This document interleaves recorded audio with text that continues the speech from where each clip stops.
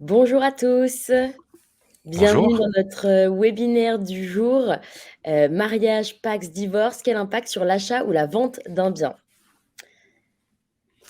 Donc aujourd'hui, on fait un webinaire un petit peu matinal. J'espère que, vous avez, votre café. Moi, de mon côté, j'ai mon café avec ma tasse, My Notary. N'hésitez pas à vous prendre un petit café avant de nous rejoindre, et à utiliser le chat.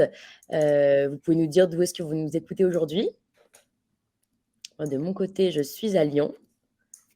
Bonjour, bonjour à tous. On va attendre quelques secondes, que tout le monde puisse se connecter.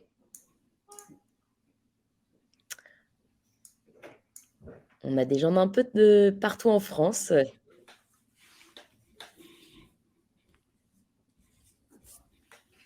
Vous êtes assez nombreux aujourd'hui pour ce webinaire. C'est un sujet qui avait été, pas mal plébiscité dans les questionnaires qu'on a fait dans les derniers webinaires. Donc, on espère que ça va vous intéresser et surtout vous être bien utile. On va attendre encore quelques secondes.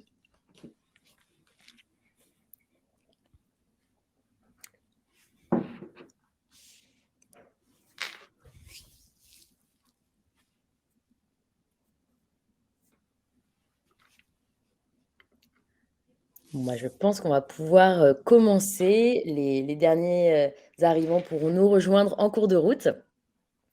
Donc comme on le sait, la situation, familiale, d'un client peut avoir des conséquences assez importantes sur, son projet d'acquisition ou son projet de vente.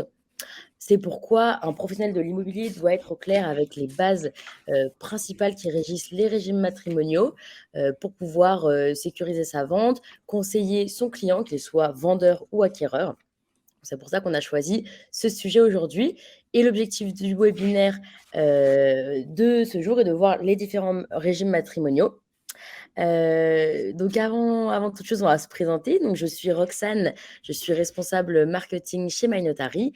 Vous avez pu me voir, à l'occasion de nos webinaires, juridiques, ou pour les clients My Notary, dans toutes les communications, les newsletters, les annonces de nouvelles fonctionnalités, de règles juridiques et je laisse, le soin à Guillaume de se présenter. Oui, bah moi toujours Guillaume, donc le responsable directeur juridique chez My Notary, donc qui anime aussi la plupart des webinaires juridiques et qui vous retrouve au support quand vous avez des questions juridiques un peu complexes qui nécessitent une petite analyse. Donc c'est moi que vous retrouvez au bout de l'ordinateur dans ces cas-là. Donc comme d'habitude, aujourd'hui, le webinaire est bien enregistré. Vous recevrez le replay automatiquement par mail à la fin, donc pas d'inquiétude. Si vous n'avez pas le temps de prendre des notes et que vous préférez, voilà, bien être attentif, poser vos questions, le replay sera envoyé par mail. Vous pouvez utiliser la petite fenêtre à droite, pour le chat et échanger en direct avec nous. On essaiera de répondre, au fil de l'eau à toutes vos questions et dans tous les cas, on aura aussi un petit temps de questions-réponses à la fin. Donc on sera ensemble pour à peu près 30-35 minutes. On essaiera de pas dépasser pour, que vous puissiez entamer votre matinée, et à la fin du webinaire, on vous enverra une fiche pratique, récapitulative de tout ce qu'on s'est dit, donc restez bien jusqu'à la fin. Voilà, il y aura un petit questionnaire très rapide à répondre et après vous pourrez télécharger la fiche pratique. Donc je pense qu'on peut, commencer. Heu, donc le premier des régimes, c'est le célibat qui, il me semble, est le plus simple à gérer. Est-ce que Guillaume, il y a tout de même des choses à savoir quand même sur ce régime matrimonial? Alors sur le célibat, donc évidemment, il n'y a pas vraiment de grosses particularités, effectivement. Donc ça sera, que ce soit une vente ou une acquisition, quelque chose de très classique. Donc pour une vente, toujours demander le titre de propriété, juste pour vérifier, hein, que la personne est bien la propriétaire. Donc il n'y a pas plus de vérification à faire que ça. On parle là de célibat, on parle même de quelqu'un qui vit en concubinage, donc quelqu'un qui n'est pas pacsé, qui n'est pas marié. Donc il faut savoir que le concubinage, en droit, en fait, n'existe pas. Donc vous êtes soit pacsé, soit marié. Mais concubinage n'a aucun effet juridique. Donc c'est pas la peine de le spécifier dans un contrat, dans un mandat, dans un compromis. Voilà, quelqu'un qui en concubinage sera bien célibataire. Et donc si jamais une personne en concubinage achète un bien, bah, ils le feront à deux, avec des proportions respectives en fonction des quotes-parts qu'ils peuvent mettre dans l'acquisition. Et côté vente, en fait, les deux devront être vendeurs, les deux vendront le bien, et en fonction de cette répartition, donc en fonction des quotes-parts d'acquisition, ils se partageront le prix de vente selon ces proportions. Donc il n'y a effectivement pas de grosses particularités. Il faut juste retenir que du coup, concubinage, en fait, ça revient à un célibat du point de vue du droit, du point de vue de vos contrats, tout simplement. OK, merci, très clair. Et si on parle, maintenant du PACS qui est un régime un petit peu plus engageant, est-ce qu'il y a différents déjà régimes de PACS? Quelles sont un peu ses spécificités? Alors, il y a un petit peu plus de spécificité, mais c'est pas beaucoup plus compliqué. Le PACS, en fait, il y a 2 régimes, qui peuvent exister. Il y a un régime de base, qui est en fait une séparation des patrimoines, donc comme un peu une séparation de biens. Donc chaque partenaire, aura ses biens propres, donc il y aura pas de biens communs. Il faut savoir que du coup, ce régime, c'est le régime de base proposé par la loi, et comme très, très souvent le PACS, il est fait directement entre les partenaires, puisque c'est une convention qui peut être signée entre les 2 et ensuite, déposée en mairie. Donc les gens ne se renseignent pas forcément sur les différents régimes qui peuvent exister. Donc très souvent, on va se retrouver avec ce régime-là. Donc là, en cas de vente, si un partenaire est le seul propriétaire, il peut le vendre tout seul. Il n'a pas besoin de demander quoi que ce soit à son partenaire. Et à l'inverse, au niveau de l'achat, il peut acheter seul ou ils peuvent acheter du coup tous les deux. Donc là, faut Comment ça juste se passe que du coup, ouais, si, oui, si un couple achète un bien en commun? s'ils achètent un bien en commun, heu, ils seront en fait soumis sous le régime de l'indivision, donc comme un peu comme des célibataires. Donc chacun devra avoir, la plupart du temps, une proportion d'acquisition, donc qui est établie en fonction des revenus, du remboursement du prêt, et cetera. Ou sinon, en 50-50 également. Donc là, ils sont assez libres. Par contre, donc il existe un deuxième régime, qui est le régime de l'indivision. Donc c'est le deuxième régime et le seul qui existe, donc il y en a que 2, qui impose donc du coup que tous les biens qu'ils achètent pendant, la durée du PACS et tous ces biens-là sont indivis, pardon. Donc il y aura pas besoin de prouver qui a acheté quoi. Il y a une preuve, qui est faite par la loi en disant: «Voilà, tout ce qui est acheté appartient aux 2 50-50». Donc c'est pour ça que c'est important quand vous avez des partenaires qui sont pacsés, au niveau de la vente ou au niveau de l'acquisition, de juste vérifier rapidement le régime sous lequel ils sont soumis. Ça change pas fondamentalement le contrat, mais au niveau des quotes-parts, de comment est-ce qu'ils peuvent acheter, comment est-ce qu'ils peuvent vendre, ça peut un petit peu modifier. Donc c'est toujours assez important d'avoir le contrat sous les yeux. Donc, pour pouvoir décider de comment est-ce qu'ils peuvent acheter seuls, en indivision, avec des quotes-parts, et cetera. Donc c'est la seule particularité, effectivement, bien vérifier le régime sous lequel ils sont soumis. Et Guillaume, j'ai une question. Est-ce que, comme pour le mariage, s'il s'agit du logement familial, est-ce qu'il y a une exception dans ce cas-là ou pas? Alors non, alors contrairement à une certaine, croyance, c'est vrai que cette règle de protection du logement familial, elle n'existe pas sous le régime du PACS. Donc c'est que quand on a un couple qui est marié. Donc même si, vous avez, la famille qui habite dans le logement principal, donc avec les enfants, les 2 partenaires, et que ce bien-là appartient à un seul des partenaires, il a parfaitement le droit de le vendre seul, sans l'accord de son conjoint. Donc c'est vrai que ça peut paraître un petit peu bizarre, comme, la loi organise un peu une protection au niveau du PACS, mais elle n'est pas allée jusqu'à protéger le logement familial.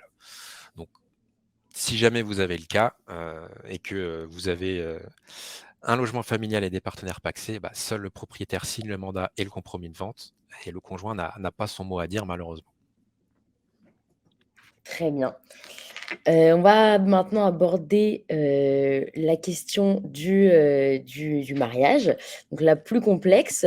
Déjà la question que peuvent se poser nos auditeurs, c'est déjà qui signe quoi lorsqu'on se trouve en face à une personne qui fait, partie d'un couple marié? Alors de manière générale, en cas de vente, si on prend le cas vraiment le plus classique, le bien sera commun, donc au couple, aux 2 époux, et donc tous les 2 devront signer, les mandats, les avant-contrats, l'acte définitif. Le mandat, il y a quand même une exception, c'est que si le bien appartient vraiment aux 2, un seul a le pouvoir de mettre en vente, le bien. Comme il n'y a pas de dessaisissement directement du couple, on n'est pas engagé en signant le mandat de vente, le bien n'est pas encore vendu, c'est accepté que seul un des membres peut signer ce mandat-là. Par contre, effectivement, si jamais vous avez une situation conflictuelle entre les vendeurs et que le conjoint marié, finalement, ne décide de ne pas signer l'avant-contrat, le compromis, etc., c'est vrai que vous serez quand même un petit peu bloqué. Ça a rapproché un petit peu du webinaire qu'on a fait sur la succession. Quand vous avez un des héritiers qui ne signe pas le mandat, il reste valable. Mais si vous obtenez pas l'accord in fine, du coup, vous serez quand même bloqué dans votre dossier. Donc vraiment, si vous avez le cas, le plus simple, c'est quand même de faire signer le couple dès le mandat. Pour une acquisition, encore une fois, la plupart du temps, l'acquisition se fera en commun. Là aussi, théoriquement, une seule signature suffit, donc pour le compromis et pour la vente, puisque le régime de base, selon la loi, permet à un seul époux d'enrichir la communauté. Donc techniquement, il peut seul signer la vente. Alors, il peut y avoir des particularités s'il y a un emprunt, s'il y a un prêt, etc. Mais la loi permettrait à un seul de signer. Ça peut être intéressant quand il n'y a pas forcément le temps de faire une procuration, quand il y a un des époux qui est à l'étranger ou qui est militaire, etc. Ça peut être une technique qui peut être utilisée. Maintenant, voilà, dans la grande majorité des cas, les deux signeront et le bien appartiendra du coup à la communauté. Mais effectivement, du coup, ça c'est le régime principal. Il y a d'autres régimes qui peuvent exister. Finalement, c'est les différents régimes qui vont faire changer les règles en fonction du régime du mariage. Oui, c'est ça. Donc la loi impose un régime de base donc, qui existe sans faire de contrat de mariage, ce qui est la quasi-majorité des mariages qui existent. Donc c'est le régime de la communauté légale, réduite aux acquêts. C'est ce que la loi en France a décidé serait le plus pratique et le plus adapté à un couple de manière basique. Donc il existe plusieurs types de régimes, mais qu'on peut regrouper sous plusieurs gros thèmes, donc communauté universelle ou séparation de biens, qu'on verra un petit peu plus tard. Mais si on prend le régime de base, donc la communauté légale, tout simplement, à partir du mariage, tous les biens qui sont achetés feront partie de la communauté. Et tous les biens que les époux possédaient avant mariage, que ce soit des biens immobiliers, des comptes, des meubles, etc., resteront propres à cet époux. De même, tout ce qui sera reçu par donation et par succession restera propre à cet époux. Donc la loi estime que tout ce qui concerne un petit peu le patrimoine familial doit rester en fait au sein de la famille. Donc, ça n'empêche pas à un acquéreur, par exemple, même marié sous le régime légal, de pouvoir acheter un bien en son nom. Donc, il y a des exceptions qui peuvent exister.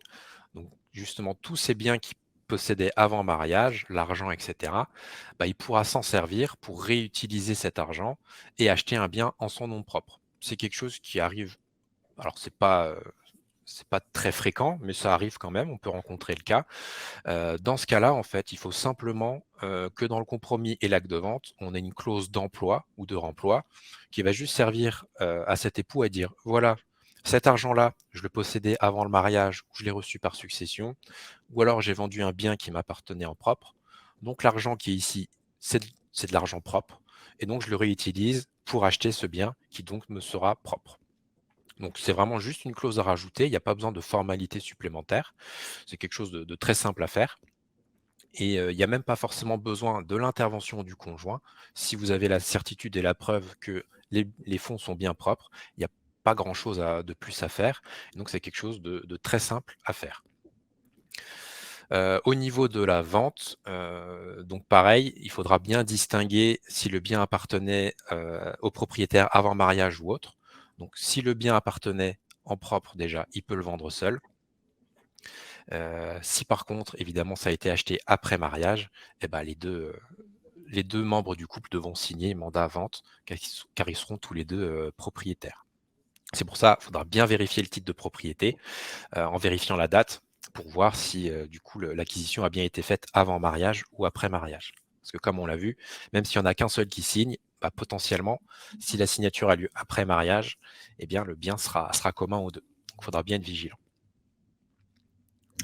Et si le bien appartenait à un des époux avant le mariage et qu'il s'agit maintenant de la résidence principale des deux époux, est-ce que là, la notion de logement familial s'applique? Oui, c'est ça. Donc c'est le fameux article 215 du Code civil. donc uniquement applicable aux couples mariés. Et là, du coup, il va s'appliquer quel que soit le régime matrimonial, quelle que soit la qualification du bien, donc qu'il soit commun ou propre. Donc il faudra obligatoirement l'accord des deux. Donc même si on a un qui est seul propriétaire, même si le logement n'était pas forcément au départ la résidence principale du couple, qui peut être variable, hein, ils peuvent se déplacer, ils peuvent déménager, mais dès l'instant où un bien appartient à un seul des époux et c'est la résidence principale, il faut l'accord de l'autre pour le vendre. C'est obligatoire, sinon la vente ne peut pas se dérouler. Donc c'est aussi assez important. Ça peut aussi être une croyance de dire je suis seul propriétaire, il n'y a que moi qui décide. Ben non, là, la loi protège absolument le conjoint marié et la famille dans cette hypothèse-là. Très bien. Et est-ce qu'il existe d'autres régimes, du coup? Oui, donc comme on avait vu un petit peu en intro, il y a deux grosses classifications qui existent. Donc il y a des régimes de communauté universelle. Alors ça a la vertu d'être assez simple, c'est-à-dire que tous les biens acquis sont communs. Et globalement, en fait, tous les biens qu'ils possédaient avant deviennent communs aussi. Les biens reçus par donation, succession deviennent communs. Donc en fait, vraiment, quand on dit communauté universelle, c'est absolument tout qui devient commun. Donc là, on ne se pose pas de questions non plus. C'est pour ça que c'est un peu plus simple. Dès que vous avez une acquisition, une vente, eh ben, les deux devront signer obligatoirement. C'est un régime qu'on rencontre assez peu fréquemment. C'est plutôt quelque chose qu'on conseille en fin de vie du couple, où justement il n'y a plus de problème de divorce ou de séparation. Et donc c'est ce qui est conseillé plutôt du coup à des personnes âgées. Et après, il y a certaines régions en France qui aiment bien en faire. Je dis ça parce que du coup, étant d'Alsace, c'est quelque chose qui est très pratiqué en Alsace pour des couples un peu âgés, Alsace-Moselle. Donc voilà, ça se rencontre pas fréquemment, mais ça peut exister. Ce qui va se rencontrer par contre un petit peu plus, c'est les régimes séparatistes. Donc là où on va faire vraiment séparation des patrimoines. Donc le mariage n'aura pas vraiment d'effet en fait sur le patrimoine. Donc ils conservent tout ce dont ils étaient propriétaires avant. Et ils ont la possibilité du coup d'acheter des biens seuls, donc sans avoir besoin du concours du conjoint. Mais ils peuvent aussi également, comme des pacsés, comme des concubins, acquérir en indivision. Donc pareil, avec une quote-part qui sera établie. La plupart du temps, là où il y aura des calculs qui seront faits en fonction de l'investissement commun, de l'apport, du prêt. Donc un pourcentage sera calculé et donc chacun va avoir une quote-part qui lui sera propre sur le bien. Et donc là, on sera sur une indivision assez classique. Et donc là, dans ce régime-là, séparation, également, dès que c'est le bien qui constitue le logement de la famille, la résidence principale, eh bien, il faudra l'accord de l'autre, même si ça constitue un bien propre. Donc, régime séparatiste, oui, mais effectivement, il y aura toujours ce garde-fou qui va exister sur le logement de la famille. Donc, il faudra toujours être vigilant là-dessus. Ok, très bien. Et pour finir, si un client est en instance de divorce, quelles sont les conséquences? Oui, alors ça, c'est un cas qu'on rencontre. On a l'impression de le dire chaque année de plus en plus souvent, mais bon, c'est une réalité. Surtout que maintenant, les divorces, il y a des procédures qui sont de plus en plus simplifiées, donc qui ne passent plus forcément par un juge. Donc, c'est vraiment des cas qui sont très fréquents. Au point de vue de la vente en elle-même, alors il n'y a pas trop de particularités. La seule chose qui peut arriver, c'est que s'il y a un divorce et en cas de vente, ça peut être un petit peu conflictuel. Dans tous les cas, si le bien est propre, bah, on suivra les mêmes règles, il n'y a pas trop de spécificité. Si le bien est commun, il faudra bien sûr l'accord des deux pour la vente. Et donc c'est là où ça peut poser un petit peu problème. S'il y en a un des deux qui n'est pas d'accord sur les modalités, sur le montant, quelqu'un qui veut bloquer, bah, malheureusement vous serez bloqué aussi.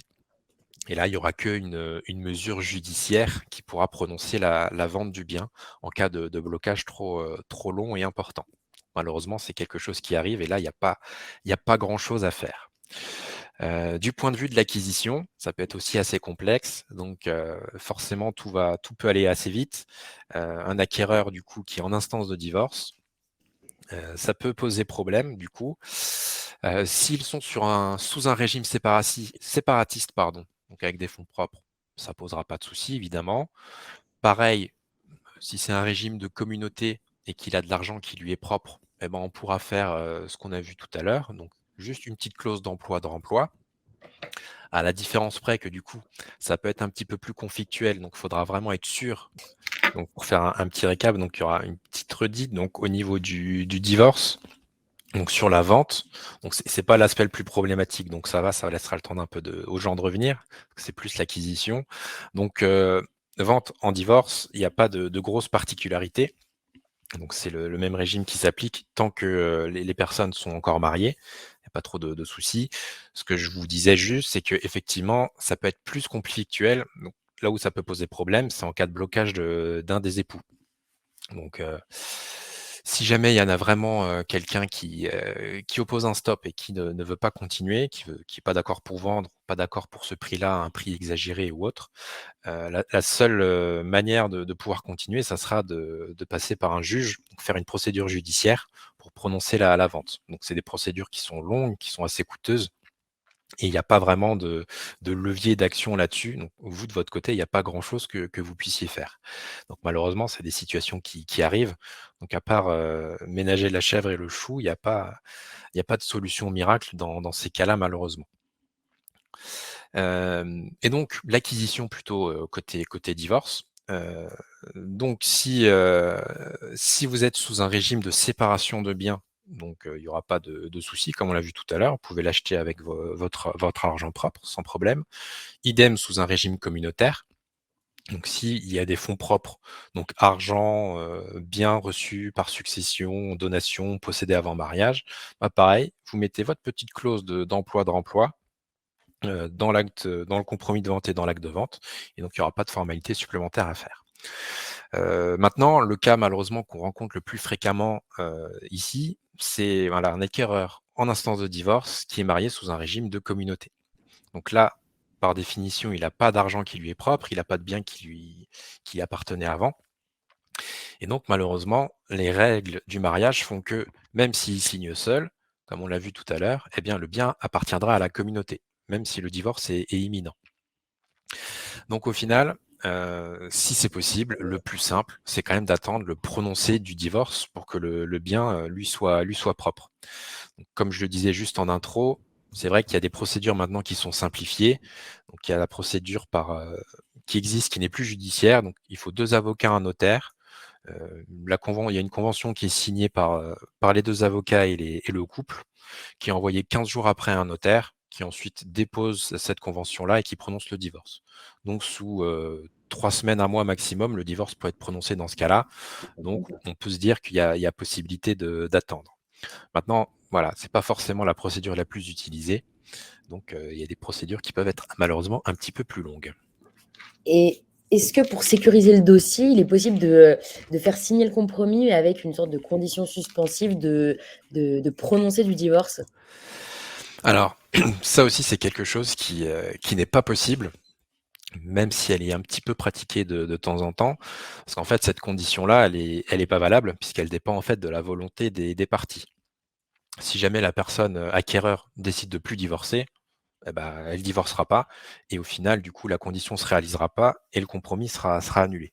Donc c'est le genre de condition qu'on appelle potestative, qui dépend vraiment d'une seule partie, qui n'est pas acceptable. Si on prend, je sais pas, un cas inverse, on dit, «J'achète à condition que je me marie», bah, c'est pareil, il suffit de pas se marier pour que la condition se réalise pas et du coup, le compromis sera annulé. Donc une telle clause, malheureusement, elle n'est pas possible. Donc même si je sais encore une fois qu'elle peut être pratiquée, mais vraiment les notaires n'aiment pas du tout ça. Donc en fait, la solution la plus simple dans ce cas-là, c'est de faire intervenir le conjoint au compromis.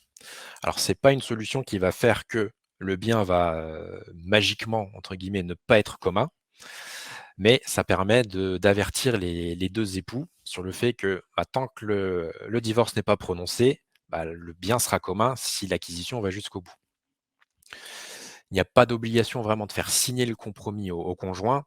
Le plus simple, mais c'est mon opinion aussi, c'est de lui faire signer un document, en annexe que vous rajouterez à l'acte, parce qu'il n'a pas forcément besoin de connaître toutes les modalités, les détails du vendeur et cetera.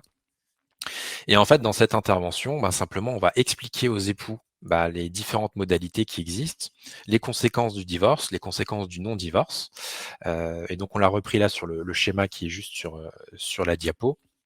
Donc en fait, ce qui va se passer, on va faire engager les 2 époux, les futurs ex-époux, comme on dit, sur le fait de faire remonter les effets du divorce à une date antérieure au compromis.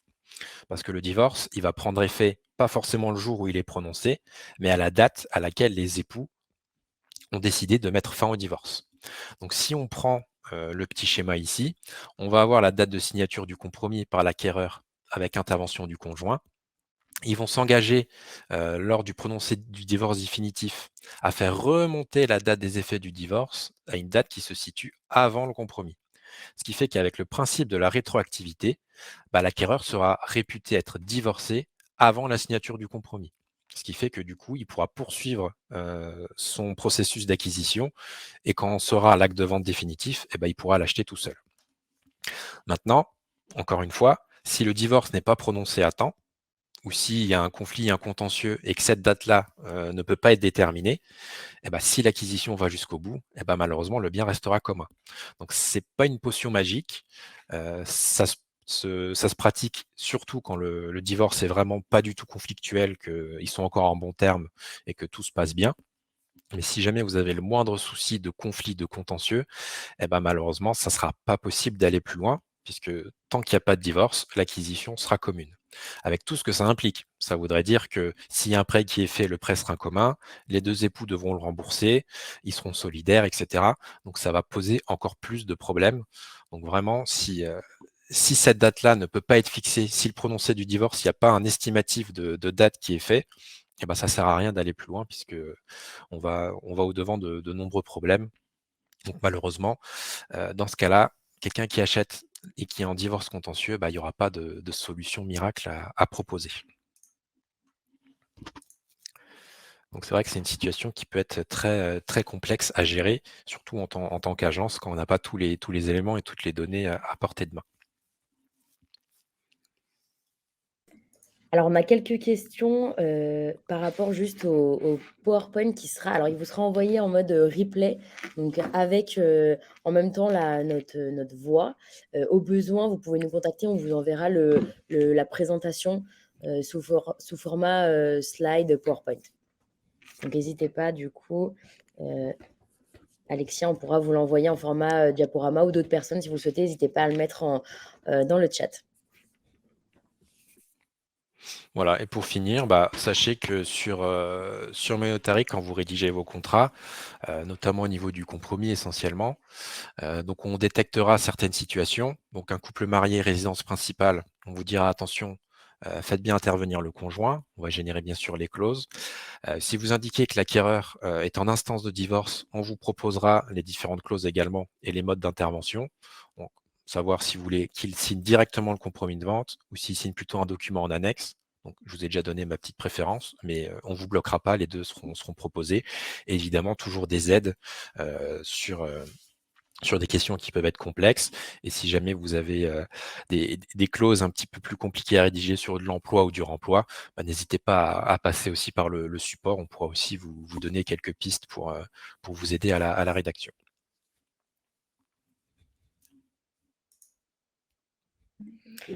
Merci Guillaume. On va pouvoir passer. Alors, je sais qu'on a pas mal répondu aux questions au fil de l'eau dans le chat. Mais si vous avez d'autres questions, n'hésitez pas. On a encore 5 petites minutes pour y répondre. Donc, vous pouvez les poser dans le chat et je vais vous envoyer en fait tout de suite le lien du PPT avec les slides. Comme ça, vous l'aurez tous directement. Oui, et du coup, les deux replays qui seront à la suite. Donc, ça a coupé vers le divorce, donc ça reprendra vers le divorce sur le second. Comme ça, vous aurez l'intégralité de l'intervention. Alors Guillaume, tu peux retrouver quelques questions du coup dans Modérateur auxquelles tu peux répondre dès maintenant. Oui. Alors, si on a une acquisition en instance de divorce, renonciation au délai de rétractation au prononcé du divorce, malheureusement, les délais de rétractation sont toujours d'ordre public, donc c'est impossible d'y renoncer. Donc en sachant que le délai de rétractation dont on parlait tout à l'heure de 15 jours, c'est un peu comme le délai SRU, c'est pour être sûr que la convention convenait bien aux 2 époux, qu'il n'y a pas eu de pression ou autre. ils ont ces 15 jours-là pour retirer le consentement au divorce. Et donc malheureusement, c'est un délai incompressible. Mais il y a quand même du mieux puisque, encore une fois, ça passe pas judiciairement. Donc si les époux sont vraiment d'accord, en 3 semaines, le divorce peut vraiment être prononcé. Donc c'est quand même du mieux. Alors une offre de prêt qui indique instance de divorce est caduque. Alors elle est pas spécialement caduque puisque l'instance de divorce, ça reste, marié en fait, hein, même si, la fin est proche, on va dire. Mais non, un prêt pardon, signé sous instance de divorce, tant que la personne est mariée, bah, techniquement, l'emprunt, la dette sera commune. Donc, la banque peut peut-être se retirer en disant: «Bah, attendez, vous êtes pas divorcés, on va pas non plus aller au-devant de problèmes de notre côté. On sait que ça peut être compliqué, que si le conjoint signe pas le prêt et qu'il veut pas rembourser, ils veulent pas forcément non plus rentrer dans ce genre de situation.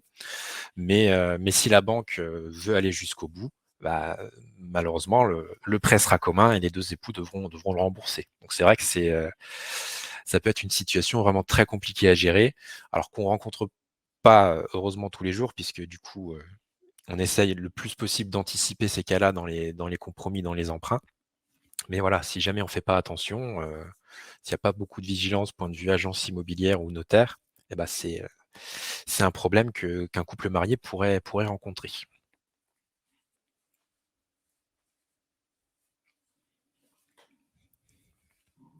Eh bien, je pense qu'on n'a plus de questions. Alors, on va pouvoir vous envoyer la fiche pratique récapitulative du webinaire.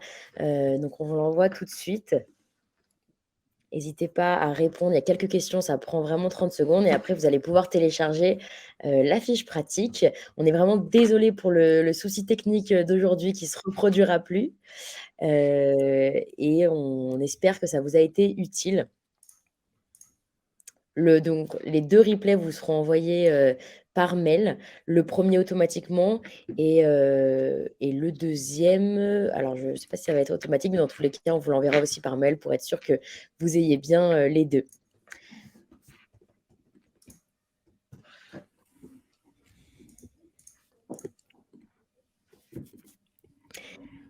Ben, on va pouvoir clôturer. Merci beaucoup à tous d'avoir été présents ce matin. On vous souhaite une très belle journée et on vous dit à très bientôt pour un prochain webinaire juridique. Bonne journée à tous, au revoir.